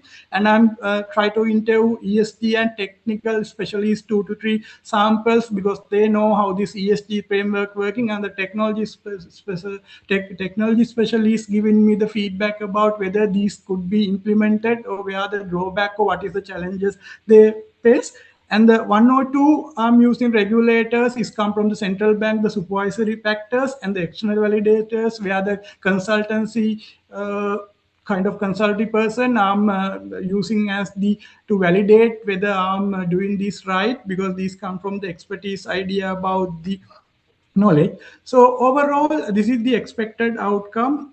One is a barrier taxonomy, because this is structural map where why this ESG integration is stalls. I'm trying to understand for each barrier, the flat bow, what is the, in fact, is the current barrier at the moment is from the technology, organization, or regulatory, or data constraint. from the integration framework, I try to build the blueprint kind of integrated data flows and decision rules, because where this my theoretical framework come for new novel concept, like I said, algorithm, Symposium in here, and the implementation roadmap, because you know from the larger to small context, you can't readily give a roadmap to each every NBFI at moment. They have the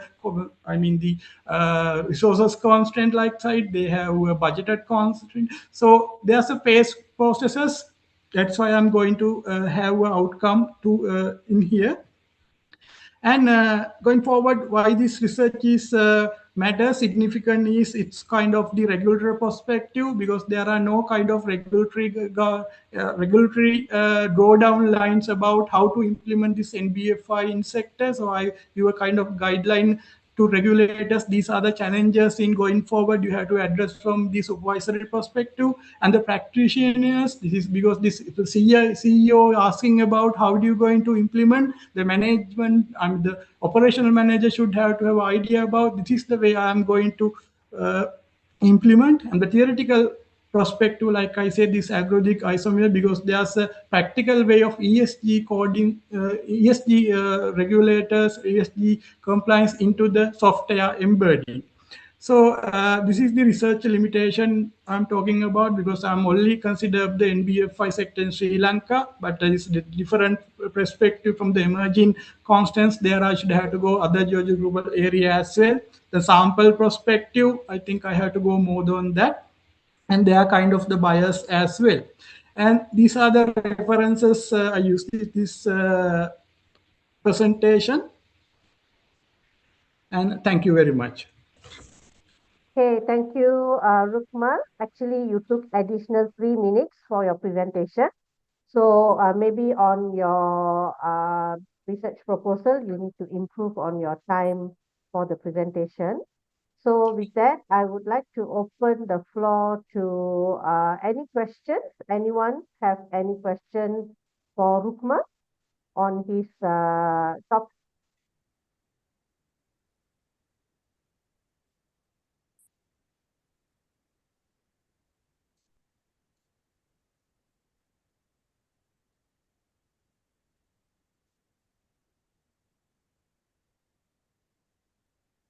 Okay, so no question. So I actually have a question. All right. Rukma, can you please go to your sampling method chart? I don't know what page it is. It'll be good if you put your page number. Okay, yeah, this one. All right. Sorry, one more slide before that. Is this your first slide for your chapter 3? Okay. So you have chosen qualitative research, and I am sure that you have written in your paper. So may I ask why you choose qualitative research? Why not mixed method? Yeah, in fact, Dr. Jayanti, because like I said, at the moment there are several things. There's a little historical implementation data, because once I try to understand this ESG implementation, there should be a ESG implemented index should have to readily available. But the Sri Lankan context, the index is not there. But from the European banking concept, I found that because they have a green concept very established in the European index standard, because they have an index about how this ESG part is connected from the data, the digitalizing part. But at the moment, there are no such things.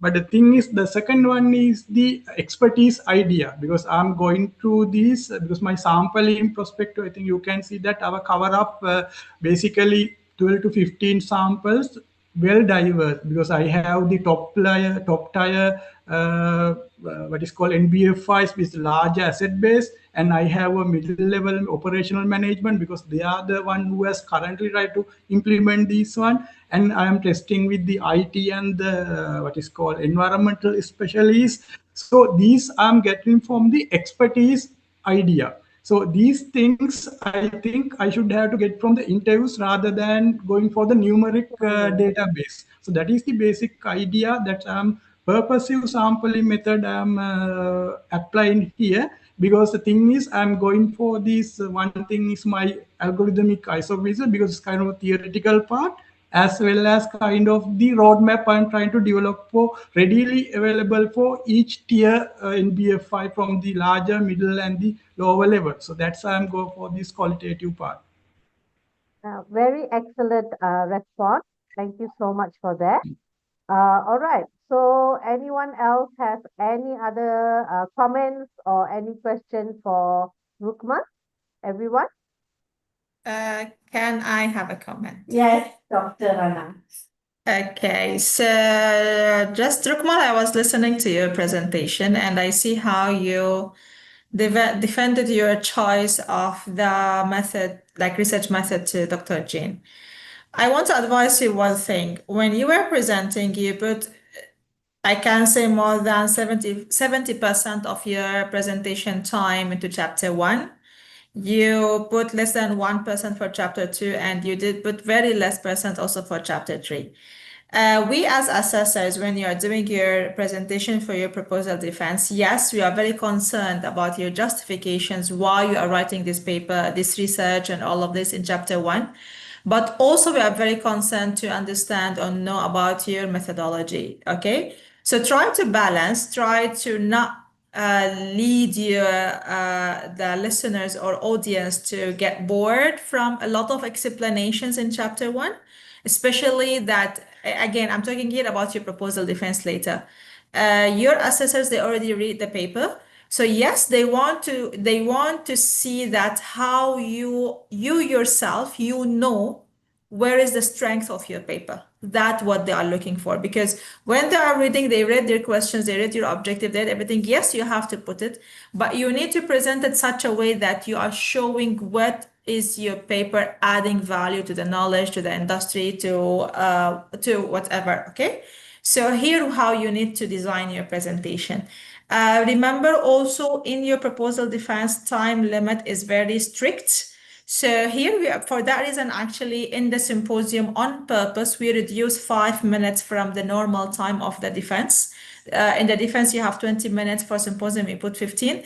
Our main concern is you to train yourself to present in 15 minutes. So even if you want to little bit expand until 20 will be accepted in proposal defense, but make sure you don't exceed it. Okay, you have only that chance to convince the assessors that you know what you are writing and you are good in it, okay? So you have to use it in the best way possible. Your presentation is very good, your justification is very good, your paper is very good, but as I mentioned, please work into your timing for the presentation. That is all is very good. Sure, thank you. Thank you very much, Dr. Rana. Welcome. Thank you so much, Dr. Rana. In fact, I wanted to advise Rukmal on that as well. Yeah, no need to show just show a flash and few seconds for on your defense day, okay? So with that, thank you very much, everyone. Could you please, okay, unshare. Now, I want to congratulate everyone who have attended this session, and quite happy with the turnout much earlier. There were so many of very good questions and feedback for all the learners. So I, first of all, please allow me to congratulate all our 5 doctoral candidates for reaching to this stage. All the best to you. I'm sure you will definitely nail it, okay?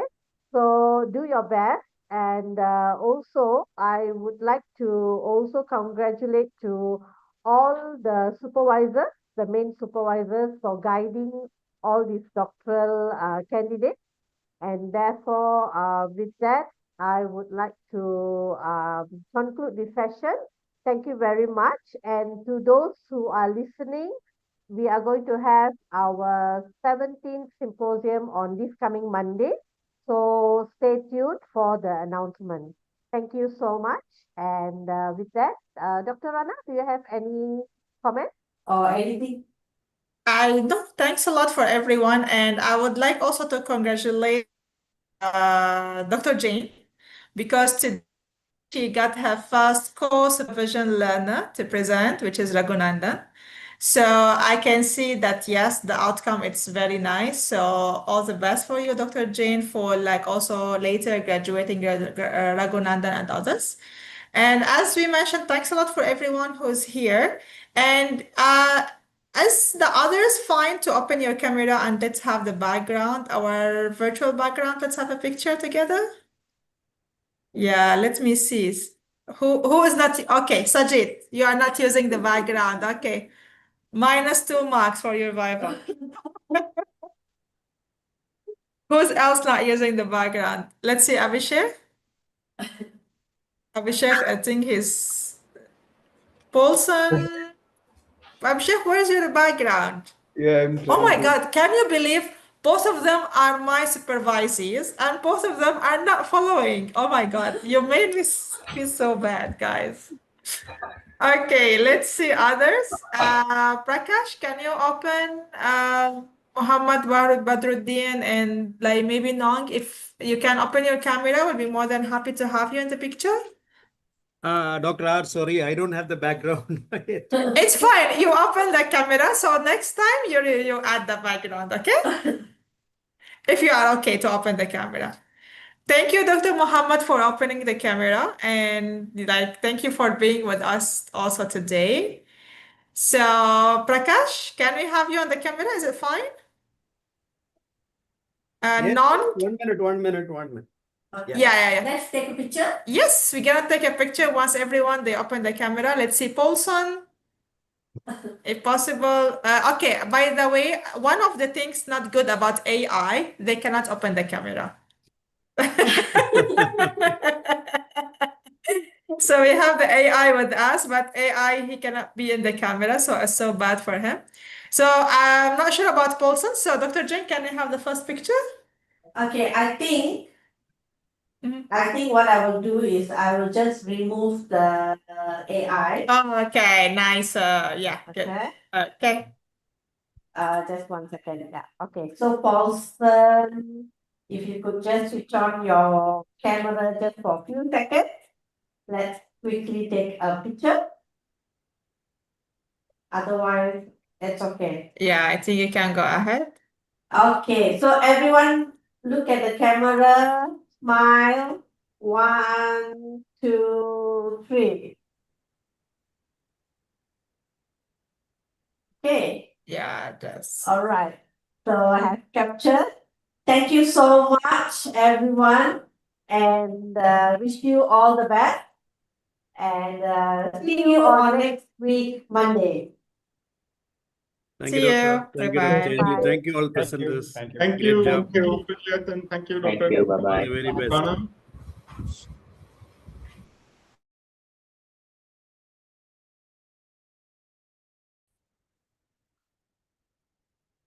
How I just end